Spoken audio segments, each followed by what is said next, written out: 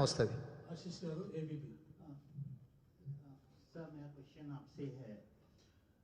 First question, kind of languages used in this campaign. Kharge साहब के ऊपर पीएम ने भी रिएक्ट किया, आपके लैंग्वेजेस के ऊपर भी बीआरएस काफी क्वेश्चन करती रहती है। ये जो लैंग्वेज यूज हो रहा है डेरोगेटरी है, काफी ज्यादा नेम कॉलिंग हो रहा है, इसको कैसे देखते हैं? और सेकंड क्वेश्चन सर, इस इलेक्शन में हम देख रहे हैं खासतौर पर बीआरएस, एमआईएम और बीजेपी तीनों राम मंदिर और बाबरी मस्जिद का जिक्र कर रही है। आपके मध्य प्रदेश के पार्टी प्रेसिडेंट सीएम फेस भी हैं कमलनाथ, उन्होंने कहा था कि राम मंदिर का क्रेडिट सिर्फ और सिर्फ बीजेपी को नहीं जा सकता। आपका उस पर क्या व्यू है? और ये जो राम मंदिर के यात्रा की फ्री घोषणा हो रही है, या ये तीनों पार्टियां कांग्रेस को ब्लेम कर रही हैं उस घटना के लिए 6 दिसंबर के लिए, इसको कैसे देखते हैं? First part language use, second part ये राम मंदिर का जो पूरा चल रहा है और कमलनाथ जी ने जो बोला उस पर आपका व्यू पॉइंट क्या है?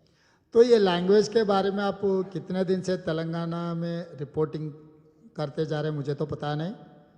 2004 के बाद ऐसे लैंग्वेज का आतर है केसीआर। तो जब अब आपके सामने वाले उम्मीदवार से जब मुकाबला करना चाह रहे, बराबर जवाब देना ही पड़ता।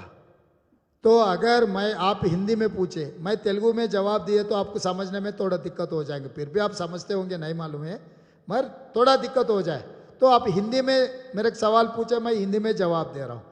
वैसा ही केसीआर जो तरह की लैंग्वेज इस्तेमाल कर रहा है, उनको वही लैंग्वेज में हम जवाब दे रहे हैं। Our statement is reactionary statement. तो जब सामने वाले जो तरह से मुकाबला करने के लिए, चुनाव लड़ने के लिए कोशिश कर रहे हैं, वही तरह के सॉफ्टवेयर हम इस्तेमाल कर रहे हैं, ये पहला चीज़ है। तो इसका आतर केसीआर है। अगर कोई ये ऐसे लैंग्वेज के बारे में अगर कुछ बदलाव लाना है, कुछ जवाब मांगना है, तो कभी केसीआर मिले तो आपको पूछने दिए तो ये सवाल केसीआर से पूछो, हम तब आपको जवाब मिलेंगे। उसके हिसाब से हमारा भी गेम रूल हम चेंज कर लेंगे। दूसरे, अब कमलनाथ जी क्या कहा मुझे तो ध्यान में नहीं है, आप दिखा रहे, मैं I will verify with my this thing. Second thing, Ram मंदिर के मुद्दा खत्म हो चुका है, सुप्रीम कोर्ट वर्डिक्ट दिए, वहां पर जो बनाना है मंदिर भी बना दिए, सब सारे हो गए। प्लेस ऑफ वर्शिप एक्ट भी अमेंड किए। आप उतने दूर क्यों जा रहे? यहाँ सचिवालय में निजाम सरकार बनाए सो मस्जिद था, उसके बाद समता ब्लॉक जहाँ से मुख्यमंत्री कार्यालय है उसके बगल में सेक्रेटेरिएट के जितने भी माइनॉरिटी एम्प्लॉयज है, उन लोग नमाज पढ़ने के लिए दूसरे मस्जिद वहाँ बनवाए। 2 मस्जिदों को चंद्रशेखर राव ने शहीद करवाए।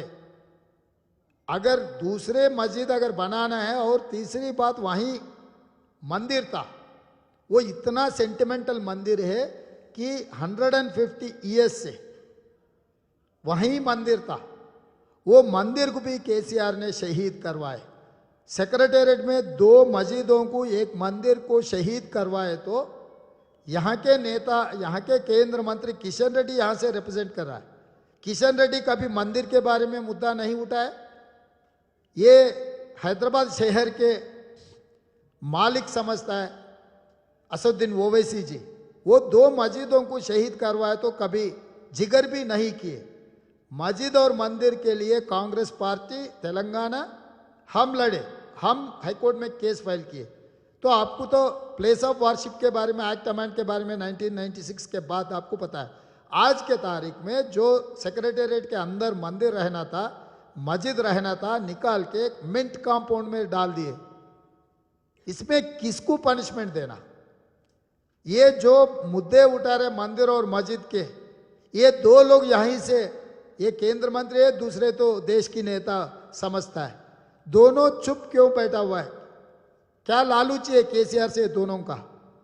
तो इसीलिए मेरा मुद्दा बहुत ज़्यादा है यहाँ पर, मैं यहाँ पर ध्यान दूंगा। ये जो सेक्युलर फोर्सेस को मैं बचाने के लिए कोशिश करता हूँ, ऐसे गलत कामों को हम रोकने के लिए कोशिश करते हैं। या मंदिर तोड़ना, मस्जिद को तोड़ना गलत है।